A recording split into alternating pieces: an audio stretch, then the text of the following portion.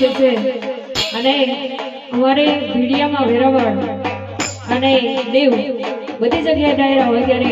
અમારે ભીખુભાઈ આખ્યા એક ખૂબ જ સરસ મજાની ઉપમા આપેલી છે કે હાવજ જેવો ડાયરો બેઠો છે અમારે, કેમ કે ધરતી ઉપર રાજ તો ભાઈ બધા કરે, બાપ તમે તો દરિયામાં રાજ કરો છો.